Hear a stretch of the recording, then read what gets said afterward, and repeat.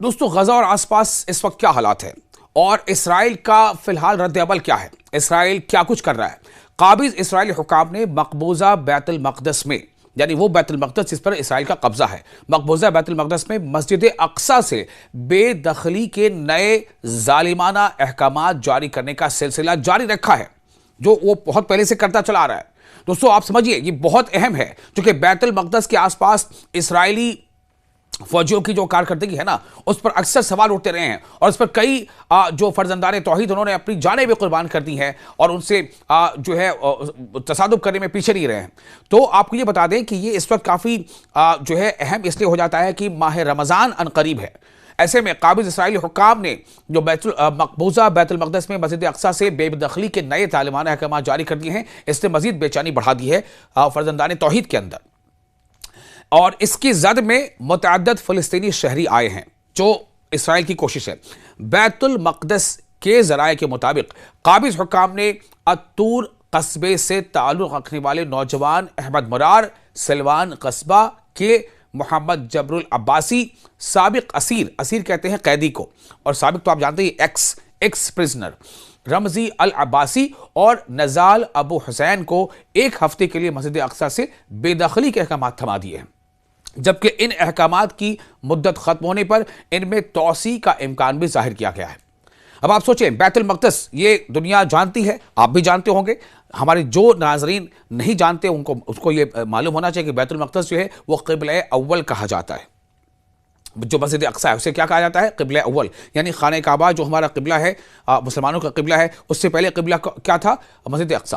तो इस बैतुल मक़दस, इस तसलसल में काबिज हुक्काम ने बैतुल मक़दस से ताल्लुक़ रखने वाले दो भाइयों बरकात और मोहम्मद ज़ातरी को 6 माह के लिए मस्जिद अक्सा से बेदखल करने के फैसले से आगाह कर दिया।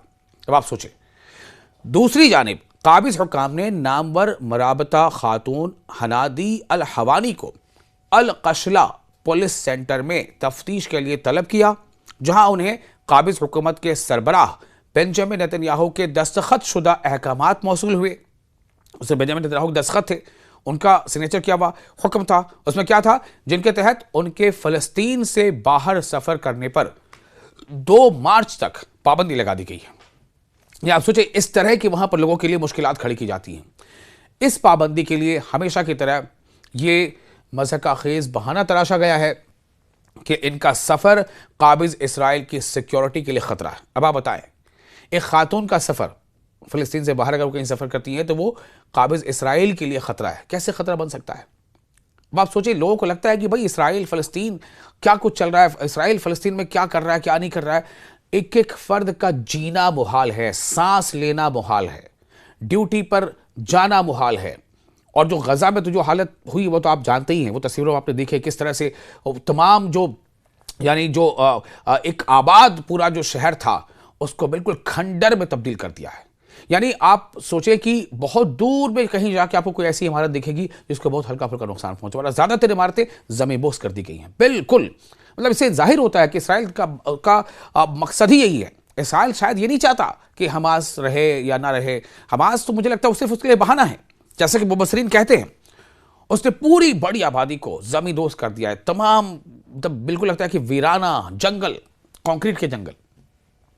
ये तमाम इक़दाम एक ऐसे वक्त में किए जा रहे हैं जब काबिज हुक्काम ने माह रमज़ान के करीब आते ही, मैंने पहले ही बताया था कि माह रमज़ान के मौके के हिसाब से ये काफ़ी हसास हो जाता है। तो इसराइली काबिज हुक्काम उन्होंने माह रमज़ान के करीब आते ही मस्जिद अक्सा के मुस्तकिल नमाजियों और अक़ीदतमंदों की पकड़ धकड़ और उन्हें मुख्तलिफ दौरानियों के लिए क़िबला अव्वल से दूर करने की मुहिम तेज़ कर दी है। यानी इसराइल की पूरी ये कोशिश होती है कि बैतुल मक़दस या मस्जिद अक्सा मुसलमान आए ही ना, कोई ना आए वहां पर। इतना डर पैदा कर दो, इतनी वहशत पैदा कर दो, इतनी दहशत पैदा कर दो कि कोई ना आए।